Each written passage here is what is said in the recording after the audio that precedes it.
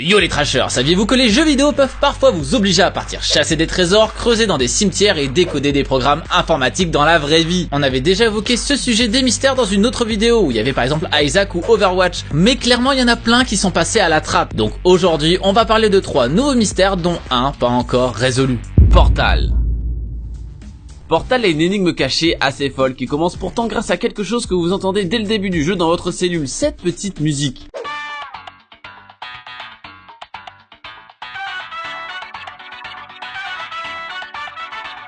Si cette musique ne vous dit rien, eh bien foncez jouer à l'un des jeux les plus innovants de l'histoire. Mais sinon, eh bien vous allez découvrir que c'est bien plus qu'une simple musique rigolote. En tout cas, après des mises à jour datant de mars 2010. Dans les notes de mise à jour, il y avait un texte étrange. Changement de la fréquence de transmission radio pour se conformer aux réglementations fédérales et nationales en matière de gestion du spectre. En plus de ça, un nouveau success team était là, et la radio que l'on voyait au début du jeu était présente en 26 exemplaires maintenant. Ce qui n'était pas du tout le cas au début. Il y avait celle du début, et puis voilà. Certaines sont assez simples à trouver, d'autres sont vraiment tordues. Dans Portal, il est possible de porter des objets, des cubes ou des toiles par exemple, mais on peut aussi porter ces fameuses radios. Alors ça sert absolument à rien, enfin en temps normal. Si on déplace la radio à un endroit précis de la pièce, indiqué par le clignotement de cette dernière, la musique s'arrête, la loupiote devient verte et un message en morse est émis. Le morse, concrètement, c'est une suite de bips courts ou longs qui donne un message. C'est souvent utilisé pour les SOS par exemple. Bon, ces sons-là, ils sont pas apparus par magie, les dossiers du jeu ont été aussi altérés, en rajoutant ces derniers dans le dossier ambiante. Là-bas, toutes les transmissions de radio sont intitulées de 1 à 26,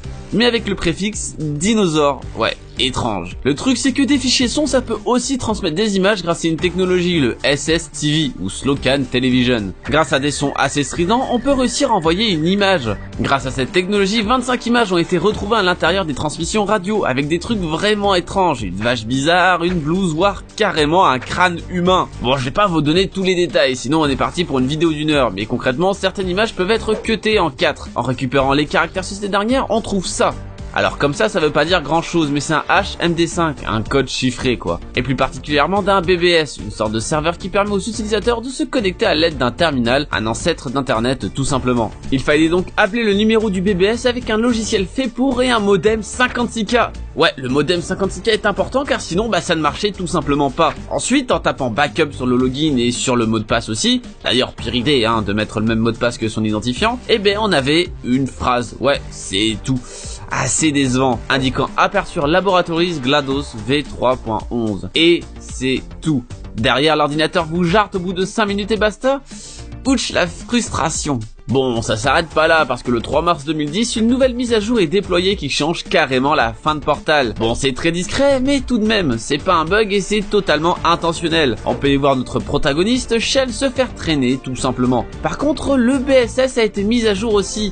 Et en se reloguant, on peut y voir une barre de chargement. Il y a aussi un temps restant en dessous, mais qui était totalement aléatoire. Une personne pouvait avoir 66 femtosecondes, une autre 5321 millénaires. La réponse à tout ça est dévoilée le 5 mars, avec l'annonce de la suite de Portal 2. Et oui, tout ça était là uniquement pour annoncer Portal 2. Et dans le message, certaines lettres étaient soulignées. En prenant ces lettres, on tombait sur Dratman et Oni, qui étaient des utilisateurs présents sur le BSS plus tôt. En retournant dessus et en décodant ce qu'on pouvait trouver sur leur compte, on pouvait voir une image parlant d'un test coopératif. Et là, le nouveau teasing, c'était pour le mode coop de Portal 2 bien avant son annonce. Là, pour le coup, la communication du nouveau jeu était vraiment réussie parce que plein de gens étaient à fond derrière le délire et ça a aidé au carton du deuxième exemplaire, qui a d'ailleurs aussi une énigme, mais on en parlera pas tout de suite. Le 11 mars, le 3-11 du coup, si vous avez suivi, Gabe Newell, lors d'une remise d'un prix, avoue avoir manigancé avec son équipe cette énigme cachée au fin fond des fichiers du jeu. Il va donc remercier la communauté et va même répondre aux interrogations encore existantes. Par exemple, pour les fichiers qui n'ont rien donné.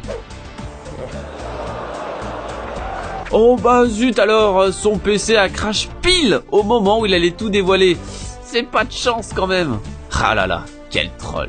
Trials. Comment un jeu tel que celui-ci peut avoir un mystère? Vu la nature arcade de ce titre, doit pas y avoir grand chose. Pourtant, sur la première vidéo, ce mystère a été réclamé un énorme paquet de fois. Alors parlons de ce mystère maintenant. Trials, c'est un jeu de moto-plateforme en 2D assez unique en son genre. On a une moto, on a des plateformes à parcourir et on penche à gauche et à droite. Et c'est tout. Bon, il y a quand même pas mal de précisions à avoir, c'est pas tout bête non plus. Mais bref, on n'est pas là pour parler de ça. Cette énigme a sorti avec la sortie de Trials Evolution. Dans ce jeu, on peut trouver à plusieurs endroits des planches de bois avec des inscriptions différentes. Une fois toutes collectées, on se retrouve avec ça. Bon, comme ça veut rien dire, il faut la déchiffrer en utilisant une clé spécifique, comme le chiffre de César dont j'avais parlé dans la première vidéo. Une fois déchiffré, ce message nous indique une marche à suivre pour débloquer une musique ultra secrète. Il faut lancer un niveau particulier, mettre la musique à fond, rester sur un rebord jusqu'au crash, mettre la musique à 0 maintenant, et cette dernière va se déclencher. Autrement dit, on peut absolument pas la trouver par hasard.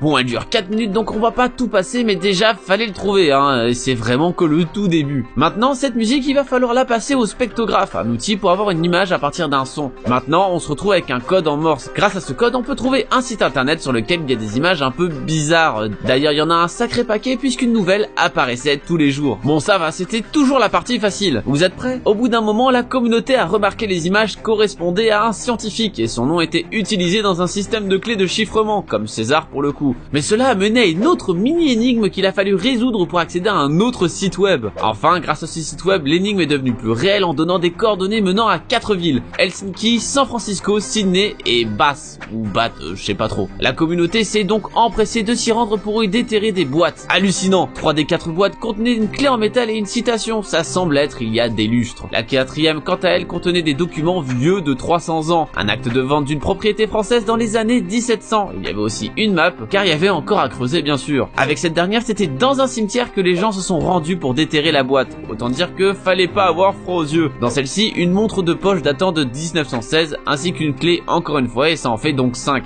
Et donc alors, ces clés elles servent à quoi? Eh bien à ouvrir une boîte qui se trouvera sous la tour Eiffel, rien que ça. Une des 5 clés va permettre de l'ouvrir, mais pourquoi pas maintenant? Eh bien car cette boîte sera mise en place le premier samedi du mois d'août 2113. Oui, dans 95 ans. Même si l'énigme était déjà folle, maintenant une attente est là autour de cette dernière. Y a quoi là-dedans? Des milliards de dollars, le sens de la vie, voire Half-Life 3. Eh bien on saura pas ça avant 2113 si on est encore vivant, et si le propriétaire de la bonne clé ne la perd pas entre temps. Sinon ça risque d'être fort dommage. Même si cette énigme n'a pas autant de dérivations que les autres, par exemple Portal, il y a plein de fausses pistes et c'est aussi le cas avec Sombra d'Overwatch, là le tour de force est clairement au niveau de l'effort fait par l'équipe de création, et surtout la hype qui a été créée. Il y a énormément d'hypothèses de ce que va renfermer la boîte sur le net, et l'attente est déjà insoutenable. Allez, je vais chercher comment me cryogéniser moi.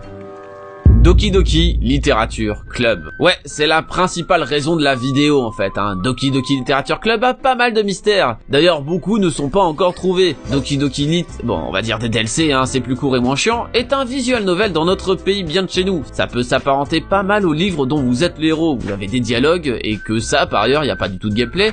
Et vous faites des choix plus ou moins cruciaux, ça dépend surtout des jeux. D'ailleurs, pas mal de gens n'appellent pas ça vraiment un jeu, puisqu'au final c'est juste du texte avec un fond qui change parfois et des personnages qui changent parfois aussi. Au final, c'est plus des livres animés, mais bref. Bon, je vais être obligé de spoiler un peu, mais je vais vraiment faire au minimum pour ceux qui ont envie de découvrir. Normalement, ça devrait le faire. Sinon, vous mettez la vidéo sur pause, vous prenez 4-5 heures devant vous et vous revenez, hein, je vous fais confiance. Bref, dans des DLC, on va suivre les aventures de notre personnage qui va rencontrer des filles qui font partie d'un club de littérature. D'ailleurs, l'une d'entre elles est une amie d'enfance. Au fur et à mesure de l'histoire, on peut se rapprocher de celle que l'on préfère et tisser une amitié, voire quelque chose de plus torride. Mais si c'était que ça, ce serait chiant, mais le jeu va prendre une toute autre tournure dès que l'un des personnages trépasse. Ouais, d'un coup comme ça. À partir de là, le jeu va jouer un maximum avec le 4e mur, en supprimant les fichiers des personnages du jeu par rapport à votre partie et en rajoutant des textes par-ci par-là. Et oui, rajouter des textes directement dans les fichiers du jeu, pour corriger un peu ce dernier à la guise de l'antagoniste principal. C'est d'ailleurs ça la grande force de ce jeu, et pourquoi il est aussi populaire. Je vais pas forcément vous raconter toute l'histoire ici, parce que c'est pas ça qui nous intéresse, mais on va plutôt parler de ces fameux fichiers, car oui, ça va bien plus loin que ce que le jeu veut vous faire croire.